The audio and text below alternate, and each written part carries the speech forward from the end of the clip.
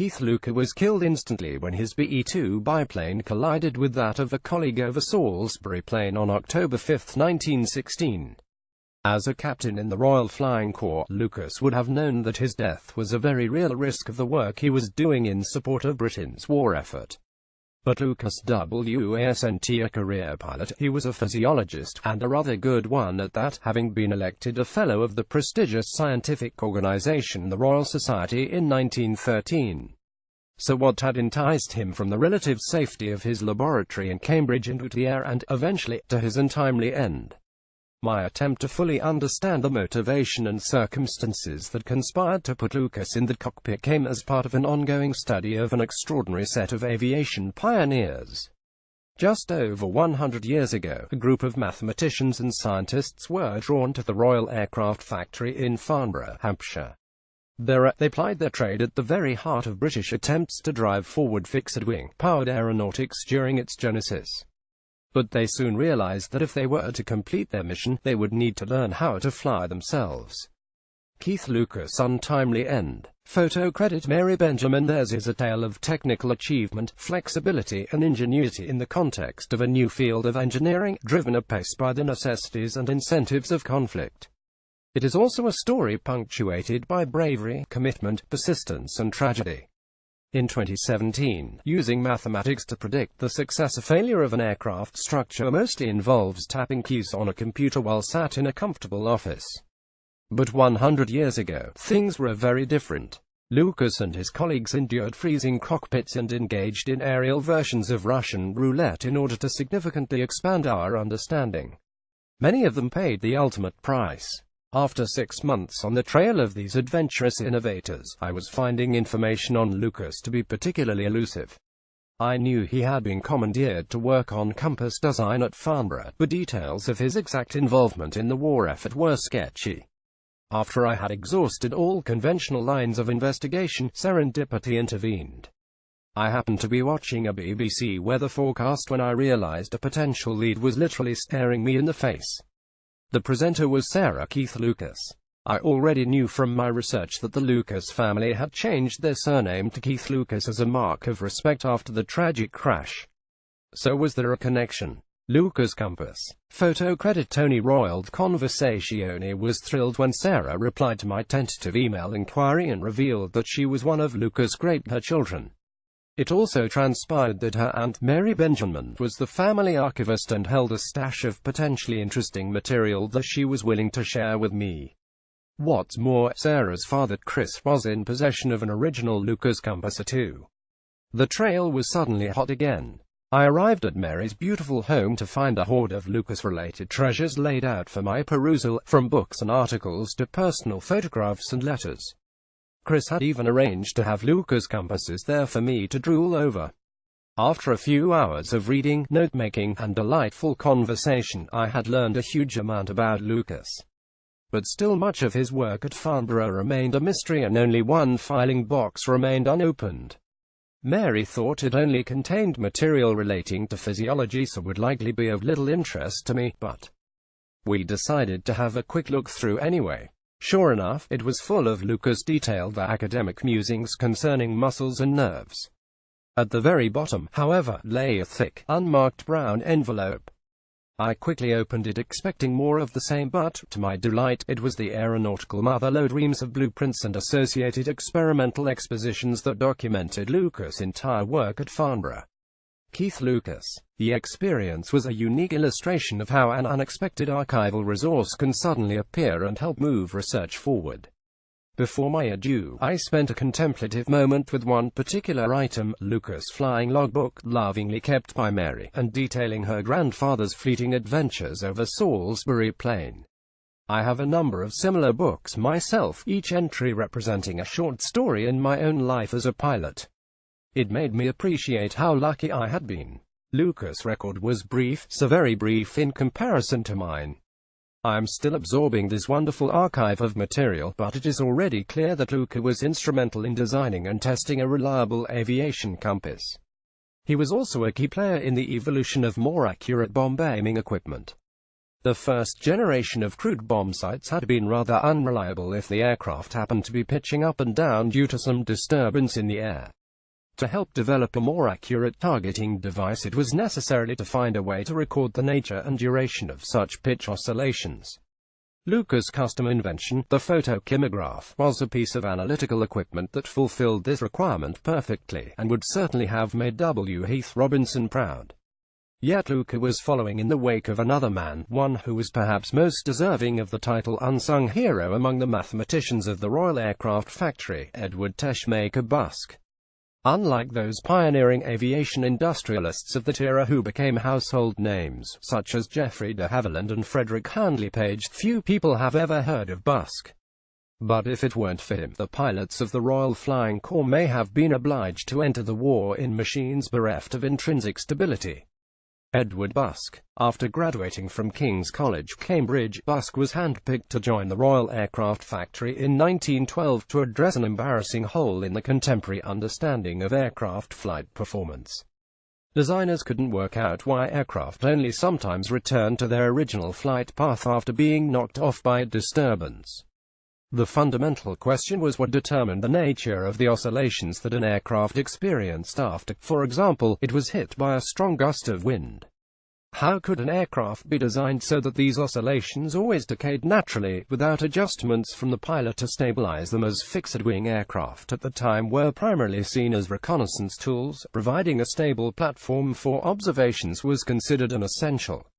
How solid objects rotate in space and move through a fluid such as water or air were relatively well understood principles at the time. What was missing in relation to an aircraft was a comprehensive understanding of how the lift created by its aerofoil-shaped wings modified the motion. In particular, designers needed to know how the interrelationship between aircraft roll rotation about the longitudinal axis and aircraft yaw rotation about the vertical axis affected stability following a disturbance. The theory was laid down in 1911 by George Bryan, professor of mathematics at Bangor University in North Wales.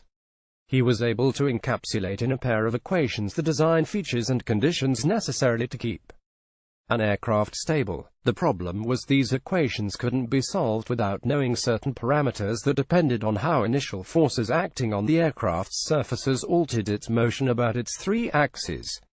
Unfortunately, such data was only available via either rudimentary wind tunnel experiments with models, or by conducting the more dangerous but far more reliable and representative flight tests on full-scale aircraft. This is where Busk's unique combination of talents became invaluable. He was not only a trained pilot but could also fully understand the implications and argument of Bryan's rather protracted and exacting mathematics. Busk designed a raft of bespoke instruments and conducted numerous flight trials to capture values needed to define the unknowns in Bryan's equations. These so-called resistance derivatives that quantified the way the aircraft rolled, pitched and yawed in response to disturbances in the air were the final, vital pieces needed to complete the mathematical jigsaw. As a result, Busk was able to unravel the mysteries of stability, an endeavor that led in 1913 to the production of arguably the first inherently stable aircraft, the RE-1 Busk's aircraft wreckage. Sadly, Busk would not see the significant contribution his work made to the war effort. During a test flight on November 5, 1914, a stray spark from the engine ignited a pool of fuel that he had leaked into his cockpit. This caused an explosion and fireball that engulfed and completely destroyed the aircraft. News of his death reverberated throughout the world of aviation. But it also threatened to halt the work of the Royal Aircraft Factory mathematicians before it had really begun. Unwilling to risk the lives of their talented and much-needed researchers, the factory's superior officers suspended any further notion of allowing them to fly and conduct their own airborne experiments. That could have been the end of the story had it not been for the continuing war. As the conflict dragged on, the demand for stronger, faster, more maneuverable and versatile aircraft grew rapidly. The moratorium designed to protect Farnborough academics, which meant experimental tasks were delegated to Army test pilots, started to have serious operational ramifications. Crucial information was being missed or overlooked, resulting in frustrating delays in progress. By the spring of 1915, one researcher had had enough. In order to circumvent the no-fly diktat, Geoffrey Ingram Taylor cunningly arranged to be sacked from his academic post, enabling him to join the Royal Flying Corps. He quickly learned to fly, only to then immediately reapply and be reappointed to his old position at Farnborough. The erstwhile meteorologist and Trinity College, Cambridge, graduate could perhaps best be described as the cerebral jobman of early aerodynamic research. He investigated exactly how the pressure changes as air flows across the upper and lower surfaces of a wing in flight. Geoffrey Taylor, G.I. Taylor Archive, Trinity College, Cambridge. But he also formalized the maths describing the action of a parachute, having learned to use one himself. He would go on to forge a very influential career in applied science and mathematics, eventually becoming one of the Britons seconded to the US to participate in the Manhattan Project to develop the first atomic bomb. After Taylor's ploy, the academic rebellion against being grounded gained momentum. The unofficial shop steward of the movement was physicist Frederick Lindemann, who eventually negotiated a deal to allow him and three others, Keith Lucas, George Thompson, and William Farren, to attend flight school. He would later go on to star as Churchill's senior scientific advisor during World War II, and eventually became a peer of the realm. But Lindemann's immediate preoccupation, after his flight training, was to tackle the uncertainty surrounding a problem responsible for scores of deaths and the loss of as many airframes, that of spinning. The Royal Aircraft Factory at Farnborough. Photo credit www. Hampshire Airfields. Wikimedia Commons. Licensed under CC by public domain. Works. Aircraft were entering spins generally due to mishandling at slow speed, and the actions needed for a safe recovery were poorly understood.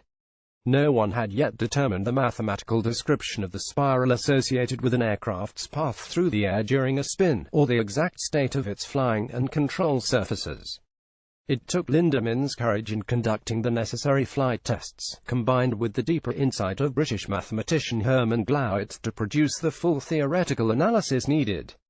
The practical spin recovery actions this work conferred would subsequently save the lives of countless pilots, including my own, who have had the misfortune to be caught in a spin.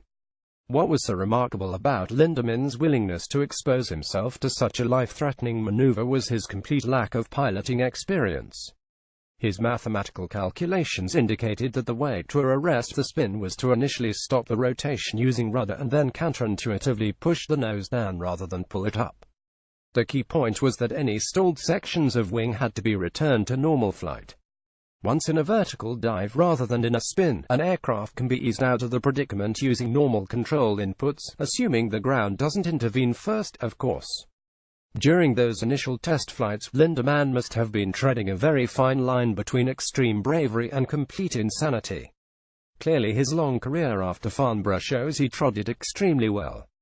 Not all of the Farnborough set were as fortunate as Lindemann. David Hume Pinsent is perhaps more famous for his relationship with philosopher Ludwig Wittgenstein than for his academic prowess. But he was one of Cambridge's top mathematicians among the cohort that graduated in 1913, and his work in aeronautics should not be ignored.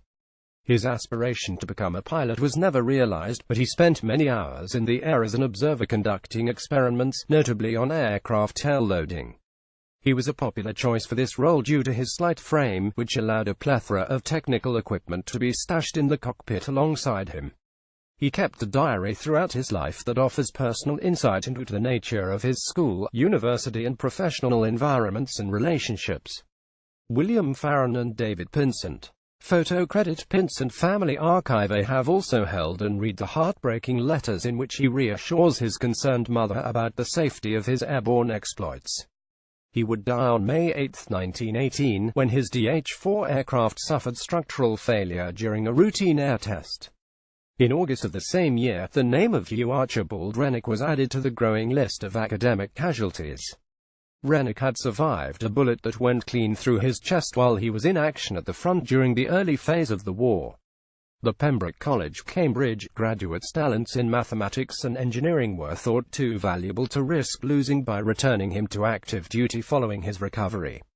How ironic that his life would end in a similar fashion to that of Pinsent, when a wing of his RE-8 failed at 2,000 feet during a similar air test. Clockwise from top right: Hugh Renwick, F.W. Aston, Ronald McKinnon Wood, David Pinsent, Herman Glauert, George Thompson, F.A. Lindemann, Harold Grinsted, William Farren. There are many other academics I could mention, all of whom contributed in some way to the advancement of British aeronautics. It was certainly an exciting field to work in, but also one fraught with danger, particularly for those who ventured skyward. As a humble modern-day pilot and mathematician, I feel nothing but respect for the contributions and sacrifices of these amazing pioneers of fixed-wing aeronautics. Though they mostly came from civilian backgrounds, the motto of the Royal Air Force applies as much to them as the battling counterparts. Per ardua ad astra, through adversity to the stars. Tony Royle, Ph.D. candidate in History of Mathematics, The Open University.